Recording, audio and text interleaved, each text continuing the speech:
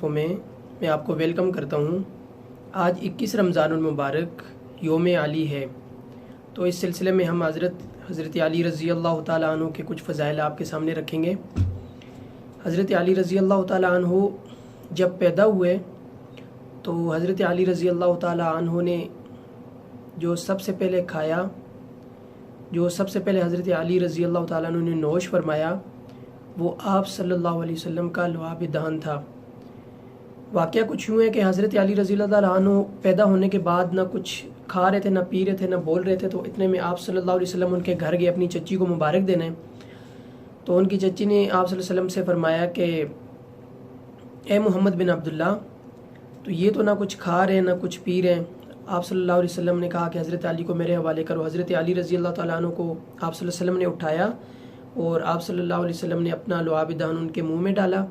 اور اس طرح حضرت علی رضی اللہ تعالیٰ عنہ نے آنکھیں کھولی اور آپ صلی اللہ علیہ وسلم کا دیدار کیا۔ تو حضرت علی رضی اللہ تعالیٰ عنہ وہ واحد بچے ہیں جو پیدا ہوتے ہی جنہوں نے آنکھ کھولی تو آپ صلی اللہ علیہ وسلم کو دیکھا۔ تو یہ تو حضرت علی رضی اللہ تعالیٰ عنہ کی شان ہے۔ تو دوسری بات یہ ہے کہ جہاں تک بات ہے حضرت علی رضی اللہ تعالیٰ عنہ کی پیدائش کی، تو حضرت علی رضی اللہ تعالیٰ عنہ کو مولود کعبہ کہتے ہیں۔ تو اب کعبہ جو ہے وہ خاص ایک اس بلڈنگ کا نام نہیں تھا اس ٹائم کعبہ اور حرم شریف کا بہت ایریا ہوتا تھا، تو اس لیے حضرت علی رضی اللہ تعالیٰ عنہ کا جو ولادت کعبہ والا مسئلہ ہے وہ کعبہ شریف کے اندر پیدا ہونا ذہن بھی نہیں مانتا اور کوئی صحیح حدیث بھی نہیں ہے، تو اس لیے حضرت علی رضی اللہ تعالیٰ عنہ کعبہ شریف کے اندر پیدا نہیں ہوئی۔ اس کے اوپر اہل تشیع کو چھوڑ کے باقی تمام مسلک کے لوگ اس بات پر اتفاق رکھتے ہیں، متفق ہیں۔ تو اس لیے جو مسلمان بھائیوں کے اندر اتفاق ہے تو تیسرے بندے کو لینے کی ضرورت ہی نہیں ہے۔ تو یہ مسئلہ تو ہوا ختم۔ اب چلتے ہیں حضرت علی رضی اللہ تعالیٰ عنہ کتنے بہادر تھے، حضرت علی رضی اللہ تعالیٰ عنہ آپ صلی اللہ علیہ وسلم سے کتنی محبت کرتے تھے۔ تو میں آپ کو بتاتا ہوں، آپ تاریخی کتب کا اور حدیث کے جو کتب ہیں ان کا مطالعہ کریں تو صلح حدیبیہ نامی ایک واقعہ آتا ہے۔ تو صلح حدیبیہ میں جب آپ صلی اللہ علیہ وسلم جب مشرکین سے معاہدہ کر رہے تھے تو وہاں پر حضرت علی رضی اللہ تعالیٰ عنہ کو کاتب کے طور پہ آپ صلی اللہ علیہ وسلم نے بلایا۔ تو جو کاغذ پہ لکھا جا رہا تھا،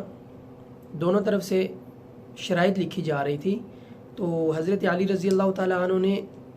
محمد رسول اللہ لکھا معاہدے میں۔ تو کفار کی طرف سے انکار ہوا کہ جی ہم تو آپ کو محمد رسول اللہ مانتے ہی نہیں، ہماری لڑائی اس بات پہ، ہم تو آپ کو محمد بن عبداللہ مانتے ہیں، تو اس لیے یہ کاٹا جائے۔ یہ بات سن کر 1400 صحابہ کرام تھے وہاں پر، سب جذباتی ہو گئے، سب آپے سے باہر ہو گئے، سب نے کہا ہم تو اب فیصلہ تلوار سے ہی کریں گے۔ 2 صحابہ کرام آتے ہیں، حضرت علی کا ہاتھ پکڑ لیتے ہیں، سب جذباتی ہو جاتے ہیں۔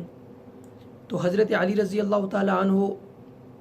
بھی جذباتی ہو جاتے ہیں اور صحابہ کرام کو کہتے ہیں کہ پیچھے ہٹو، کیا میں آپ سے کم عاشق ہوں؟ کیا میں آپ صلی اللہ علیہ وسلم سے عشق نہیں کرتا کہ آپ آ کے میرے ہاتھ پکڑ رہے ہیں؟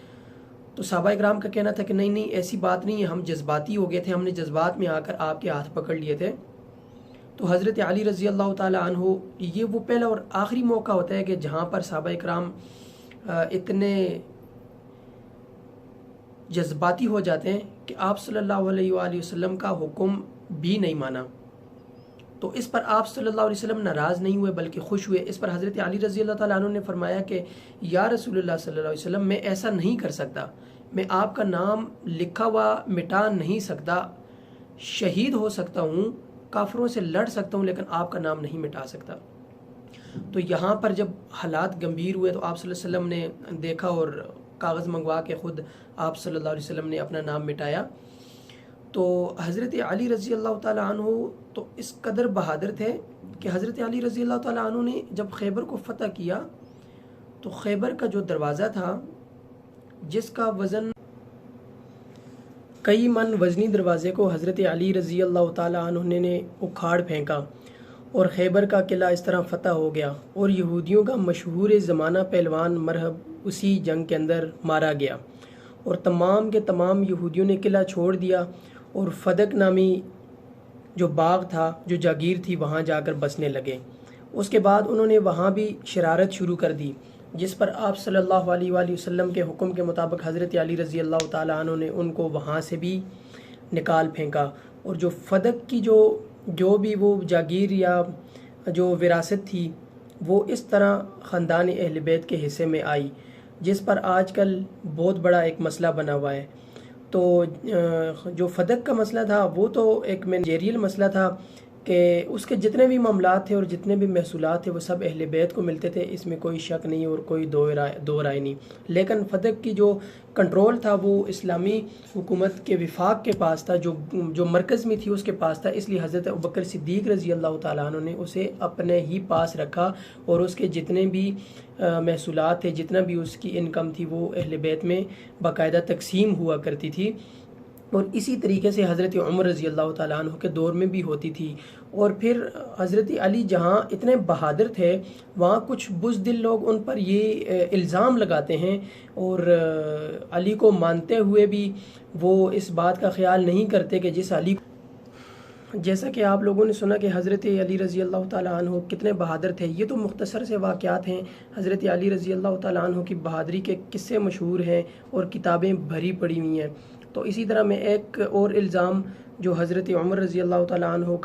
کے سر کچھ شرپسند لوگ لگاتے ہیں کہ حضرت عمر رضی اللہ تعالیٰ عنہ حضرت علی رضی اللہ تعالیٰ عنہ کے گھر گئے اور حضرت فاطمہ رضی اللہ تعالیٰ عنہ پہ دروازہ گرایا اور اس کو آگ لگائی۔ ایسا حضرت علی رضی اللہ تعالیٰ عنہ کی موجودگی میں ممکن ہی نہیں ہے، یہ سراسر حضرت عمر رضی اللہ تعالیٰ عنہ کی جلن کی وجہ سے، حضرت عمر رضی اللہ تعالیٰ عنہ کی بہادری، شجاعت اور عدل و انصاف سے جلن کی وجہ سے ہے، اور حضرت عمر رضی اللہ تعالیٰ عنہ کی شہرت اور آپ صلی اللہ علیہ وآلہ وسلم کی یہ حدیث کہ میرے بعد اگر کوئی نبی ہوتا تو عمر ہوتا، اور آپ صلی اللہ علیہ وسلم نے یہ بھی فرمایا کہ عمر کو دیکھ کر شیطان بھاگ جاتا ہے۔ صرف اور صرف یہ جلن ہے ان لوگوں کو، حضرت علی پر جھوٹا الزام لگاتے ہیں۔ حضرت علی بہادر تھے، حضرت علی کی موجودگی میں ایسا واقعہ ممکن ہی نہیں ہے۔